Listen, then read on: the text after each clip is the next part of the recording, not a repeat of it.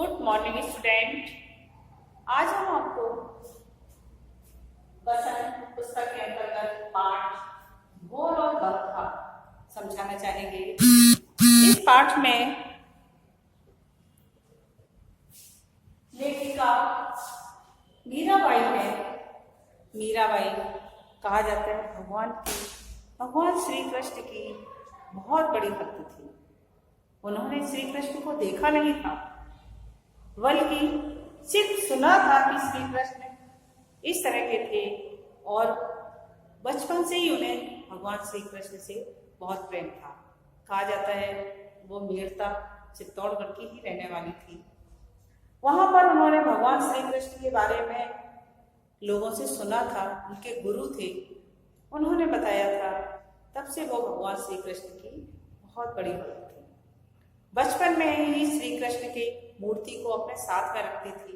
जहां भी जाती थी उस मूर्ति को साथ में लेकर के जाती थी।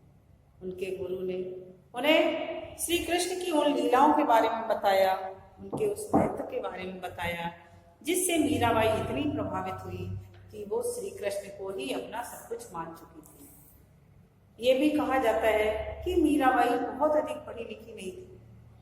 उनके द्वारा लिखे गए, उनके द्वारा गाए गए पदों को उनकी एक सखी ललिता, उसने ही उनको संग्रहित किया।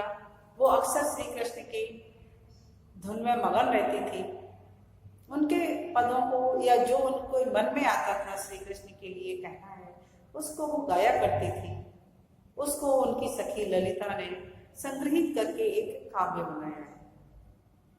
मीराबाई के पदों में भगवान श्री कृष्ण के लिए अपार श्रद्धा थी। वो श्री कृष्ण को कहा जाता है कि जब उनका विवाह हो गया और मेड़ता की रहने वाली थी वो, और जब उनका विवाह होकर के वो चित्तौड़ में आई, क्योंकि वो राजाओं के खानदान में उनका विवाह हुआ, इसलिए वहां पर उन्हें वो भक्ति करती रहती थी, भक्ति भाव में लीन रहती थी, जो उनके घर परिवार वालों को अच्छा नहीं लगता था।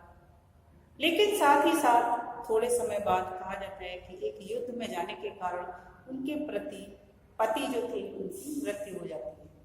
जब उनकी मृत्यु हो जाती है, अब तो उन्हें सिर्फ भगवान श्री कृष्ण के अलावा किसी पर भी श्रद्धा नहीं थी। उनके पति को भी ये पता था कि ये श्री कृष्ण के प्रति इनका समर्पित भाव है, तो वो कभी भी उन्हें नहीं रोका करते थे। लेकिन उनकी मृत्यु हो जाने के बाद उनके घर परिवार वालों ने उन्हें भगवान श्री कृष्ण की इस श्रद्धा का मजाक बनाया या उसको सही नहीं माना। कहा जाता है कि जब उनको हमारे देश में एक विधवा के ऊपर जो अत्याचार होते हैं, वही शायद इसका प्रमाण वो भी बनी। अब उनको घर से बाहर नहीं निकलने दिया जाता था, एक महल में कैद कर दिया गया। उस महल में जब वो रहती थी तो वो भगवान से बातें किया करती थी, और कहा जाता है, ऐसा सुनने में आया कि भगवान श्री कृष्ण उनको दिखाई देते थे। इसीलिए अभी भी चित्तौड़ दुर्ग पर जाओ तो वहां पर मीरा का एक मंदिर बना हुआ है, मीरा मंदिर करके, जिसमें श्री कृष्ण की स्थापना है। तो मीराबाई को भगवान श्री कृष्ण के दर्शन होते थे, वो उनसे बातें करती थी। लेकिन लोगों को ऐसा लगता था कि महल में अकेली ये किससे बातें कर रही, इसलिए लोग तरह तरह के कयास लगाते थे। जब कहीं भी भगवान श्री कृष्ण के भजन कीर्तन हुआ करते थे, उन साधुओं के बीच वो चली जाती थी निकल के, और वहां उनके साथ भजन और कीर्तन गा करके मग्न हो जाती थी। जो राज मर्यादा के विपरीत था, इसलिए उनके जो जेठ या और परिवार के सदस्य थे वो इन सब चीजों का विरोध करते थे।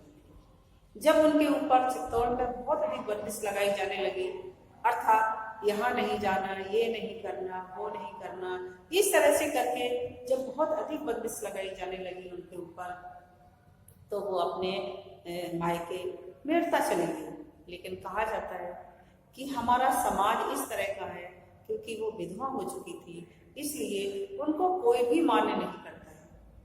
बहुत दिनों तक मेड़ता में रहने के बाद भी जब उनके ऊपर ये दबाव आने लगा, अर्थात उनके पिता और समाज के लोग उनके ऊपर ये दबाव डालने लगे कि वो अपने पति के घर या अपने ससुराल जाए। तो मीरा ने ये समझ लिया कि शायद अब मैं यहाँ नहीं रह सकती। उन्होंने श्री कृष्ण को ही अपना सर्वस्व मान लिया था, इसलिए मीराबाई मेड़ता से मथुरा चली और मथुरा में जाकर के भगवान श्री कृष्ण साधु संतों के बीच में भगवान श्री कृष्ण के भजनों में लीन रहने लगी। और जब वो भजन गाती थी तो लोग उनका मुंह ताकते थे कि किस तरह से निर्मम होकर के वो भगवान श्री कृष्ण के भजन गा रही हैं। इसी तरह से जब वो भगवान श्री कृष्ण के भजन गाती तो उन्हीं भजनों में एक में का वर्णन यहाँ पर सूरदास ने किया हुआ है, मीराबाई ने किया है। एक में भोर अर्थात सुबह का वर्णन किया है और एक में बरखा अर्थात वर्षा का वर्णन किया है। इसका भावार्थ सुने आप। मीराबाई जब सुबह होती है तो किस तरह से यशोदा जी अपने कान्हा को जगा रही होती है। क्या कहती हैं यशोदा जी? जागो बंसी वाले ललना, जागो मेरे प्यारे। हे बंसी वाले श्री कृष्ण, अब तुम जागो,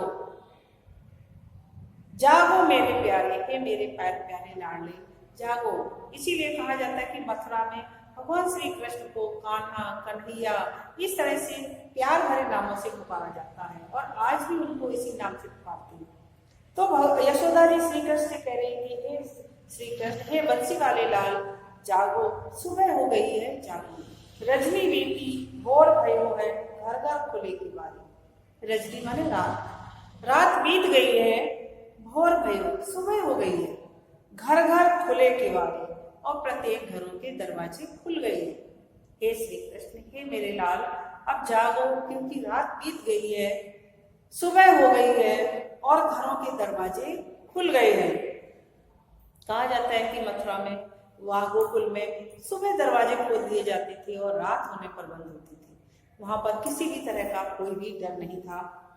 गोपी दही मथत सुनियत है, कंगना के झनकारे। गोपियां दही मथने लगी। जैसे सुबह होता था, बहुत सारी गाय थी, दूध दही बहुत सारा होता था गोकुल में, तो गोपियां अपने अपने घरों में दही मथ रही हैं। और जब वो दही मथा करती थी तो क्योंकि हाथों से वो मथा जाता था, इसलिए उनकी चूड़ियों की आवाज या कंगनों की आवाज सुनाई पड़ती थी। गोपी दही मथत है, सुनियत है, कंगना के झनकारे। कंगनों की झनकार सुनाई दे रही है। हे लाल, जागो। गोपियां दही मथने लग गई हैं और उनके कंगनों की आवाज सुनाई दे रही है। उठो लाल जी, भोर भयो है, सुर न ठाड़ेगा। हे लाल, हे श्री कृष्ण, उठो, सुबह हो गई है। और सुर माने देवता, वो नर माने नर नारी। श्री कृष्ण के बाल सखा आकर के श्री कृष्ण को बाहर आकर के पुकारने लग जाते थे। तो और जो बाल सखा कौन थे? वो तो एक देवता का ही रूप थे। जो देवता थे उन्हीं ने बाल सखाओं के रूप में भगवान श्री कृष्ण के साथ गोकुल में जन्म लिया था। सुर नर ठाड़े द्वारे, सुर और अर्थात देवता और मनुष्य तुम्हारे दरवाजे पर खड़े हुए हैं, अर्थात बाल सखा तुम्हारे दरवाजे पर तुम्हारे लिए आवाजें लगा रहे हैं। ग्वाल बाल सब गरज कोलाहल, जय जय शब्द उचारे।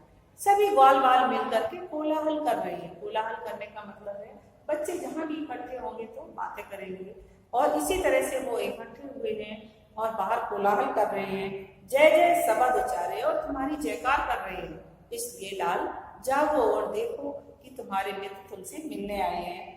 माखन रोटी हाथ महलीनी, गौवन के रखवाले। बचपन में भगवान श्री कृष्ण गाय चराने के लिए जाने लगे, अर्थात जितने भी ग्वाल बाल थे गोकुल के, सभी अपनी अपनी गायों को लेकर के चराने के लिए जाते थे। उस समय बंदाऊ बड़े थे, इसलिए बंदाऊ जाया करते थे। लेकिन श्री कृष्ण की माँ से जिद करने, मैया मैं तो गाय चरावन दे, हे माँ मैं भी गाय चराने के लिए जाऊंगा। तो जब वो बहुत अधिक जिद करने लगे तो यशोदा जी श्री कृष्ण को भी बंदाऊ के पास साथ भेज दिया करती थी और कहा करती थी कि बेटा इसका ध्यान रखना क्योंकि ये अभी छोटा है।